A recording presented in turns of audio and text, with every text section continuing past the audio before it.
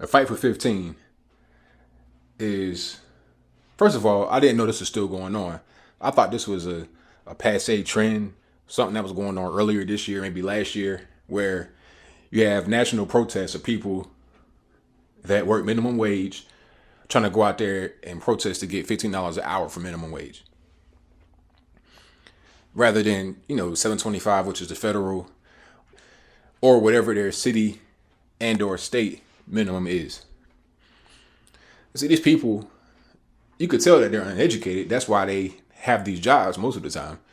I'm not going to say everybody that has a $15 an hour goal in mind from their current wage that is below that does not have an education, but that's pretty much what it is. Because if they really understood what they were doing, they would not be out there trying to fight to get higher pay. I'm a businessman, okay? I'm self-employed. I understand how much expenditures cost, overhead, trying to, maintain a quote unquote payroll. I never really had employees, but I've had to pay people for certain things on a consistent monthly basis. So I understand how much that goes into it. And also I've worked a low wage job before. I used to work at a place called Old Country Buffet. It was basically just like Golden Corral, but just like the kind of the lesser version, more of a family oriented type of place. Smaller, had national chains, but it was smaller than Golden Corral. I worked there and I understood the science of the wages I was getting. When I first started, I made $650. This was in 2002. I was still in high school at the time. I think I was a senior. I was 17. And when I got fired from Old Country Buffet, which is a whole different story, at that time I made $8. So within a 5-year time span, my pay only increased by $1.50. But see, I never asked for a raise. Never. The only time I did something directly to get a raise, like where rather than asking for a raise, I was going to leave and go to a different job. I think I put in my 2 weeks to one of the lower managers, and the main manager came back and said, "Hey, don't leave. We'll give you 50 cents extra, and we'll try to make sure you straight." That kind of gave me a big ego a little bit. I had a little bit of power, but still, I never asked for another raise after that because I was just more focused on using this job I have to put gas in the car, take girls out. Because I'm living at home with my mom now. I'm 18, 19, 20, 21. I'm living at home with my mom and I'm going to school. First, I went to a community college and then I went to a 4-year university for a year, just 1 year. And at the end of the year, that's when I got fired. And that's when I started becoming self-employed. So I had a plan, an exit strategy. These people don't have exit strategies. They just think that those jobs should pay them the amount of money that they want and feel like they need. So they're just going to jump on the bandwagon to try to get paid more. I mean, in a sense, I really don't blame them because if you're uneducated and someone says, "Hey, you get paid $8, you've been here for 7 years and you age 25, 26. Okay, we're going to have this big rally outside. Everybody that's on a schedule is going to be out there. Are you going to be out there? You could potentially get paid $15. Now, if you're struggling, you got kids and you can't make the bills, you might just go out there because you have no idea what you're really doing. You just think that the $15 sounds good. But here's the science behind that. Okay, do you understand how wages come to be? You have to be able to produce that which you demand. You got to be able to have skills to produce something, and then that the production has to make sense financially. If you're flipping a burger, how much does that really cost?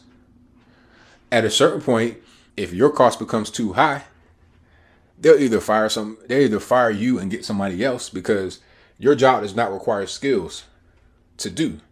That's why you get paid $7.25 or whatever else low wage you get paid, and that's why a hamburger at McDonald's might cost you $1 because there was next to no production cost required to produce it.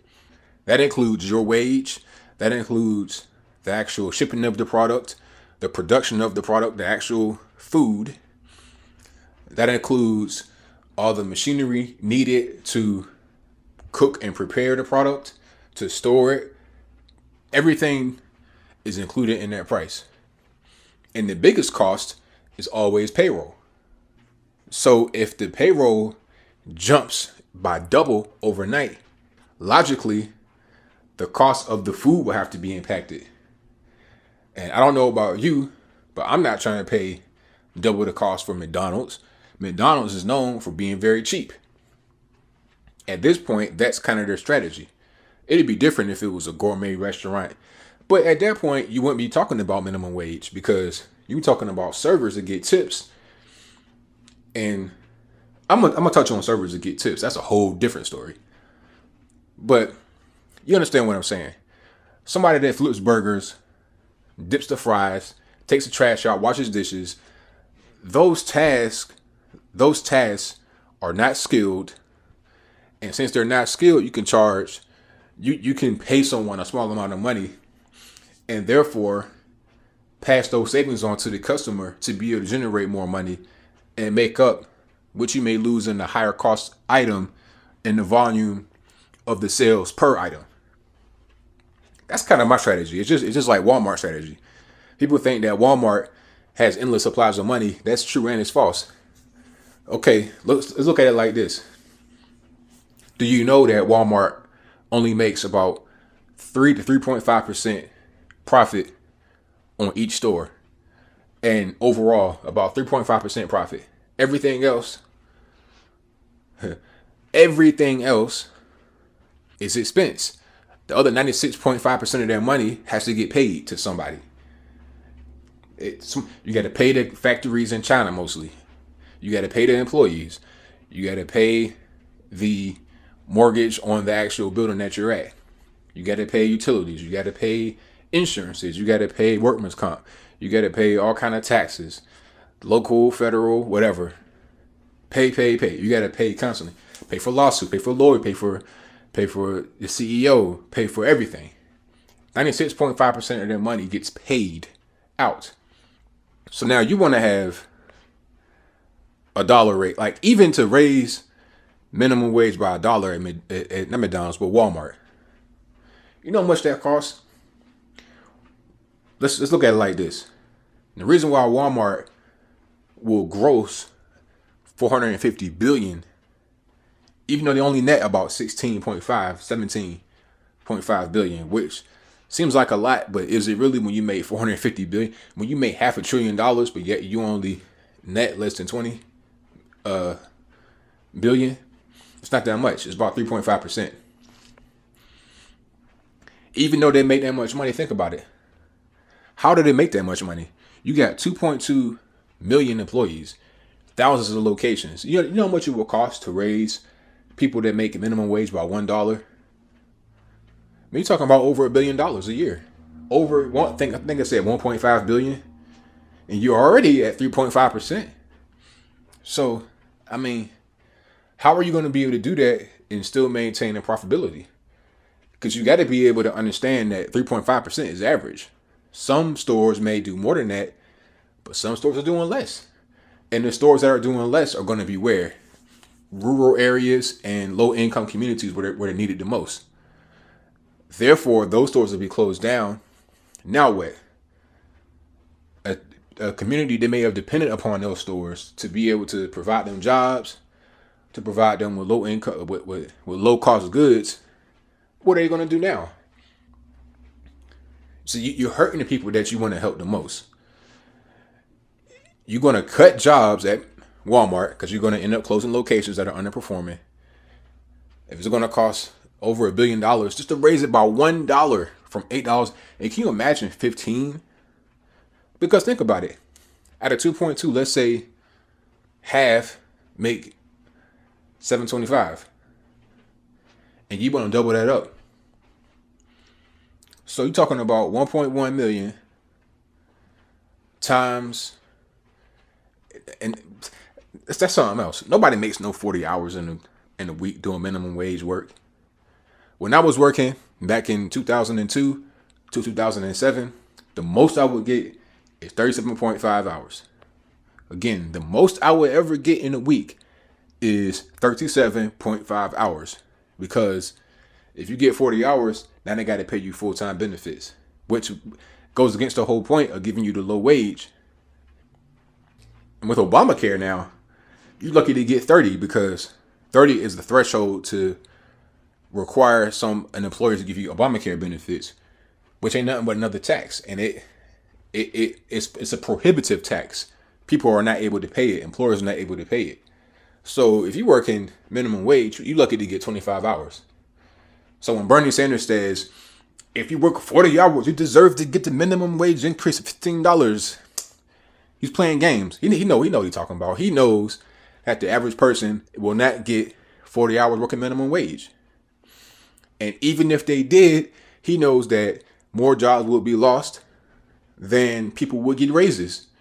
What good does it do if you have a $15 an hour minimum wage, yet and still you have no job? What good would it do a black teenager that has no skills in the ghetto to have a $15 an hour minimum wage? Where is he going to work? What store in the ghetto will be able to pay that? If you got a McDonald's around the corner in the hood that's getting robbed all the time, people out there shooting, people out there acting the fool, people out there bucking on the order in the drive-thru. How is a store like that going to pay $15? I'd rather would have no minimum wage. So whatever I agree upon with somebody to pay, then that's what it is. That should be what it is. No minimum wage, because that would create more businesses, more entrepreneurial opportunities. Now, you can't force people to work, and you can't have small children working, because you got to think about laws of consent. You can't force somebody to work, and you can't have small children. That's getting into slavery. But if I'm a consenting adult and I say, hey, you know what? I want to work for this amount of money. If I'm 16 years old, I have no job, and I'm like, yo, I want to go over here and get $5 an hour to put these cans on top of this shelf. Why shouldn't I be able to do that? And if you deny me that opportunity, you got to tell me I have to make $15. Do you know how many people are adults that work strenuous jobs that don't get $15? If Burger King across the street says, we'll pay you $15 and give you 20 hours a week, I do it right now. And how is somebody that's 16 years old with no experience gonna compete with somebody like me who is ultra disciplined and already has 5 years of experience in the restaurant industry? How would it compete with me? And there's a lot of guys like me out there. So I'm not really a special person. So when you talk about minimum wage, you got to think about a lot of different things. Profit margin. What can your establishment really handle? Do you know how much it costs to run a McDonald's? Do you know how much it costs to open a McDonald's? One McDonald's costs $2 million cash to open. A McDonald's where they sell $1 hamburgers. Or I don't go to McDonald's, so I'm not sure how much it is, but I know it's cheap food. But $2 million. So every tax, every expense, every piece of overhead affects the bottom line. And if it's so much to the point where they are never in the green, let alone the black, why would they, take that $2 million, put it in the bank, and live off the interest? Why would I put it into a business that would lose more money than it actually gains? You see, but the average person just working the fryer has no concept of that type of thinking.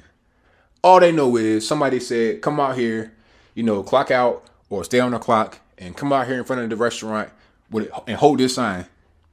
And maybe you get $15. But it's time more of us stood up and said, you know what? You're taking advantage of these people because they don't have the information. And the mainstream media is not really trying to get the information out there to them. So we need to be out here, be a vocal voice, and get it out there. Fight for 15. You're fighting for doom. Peace.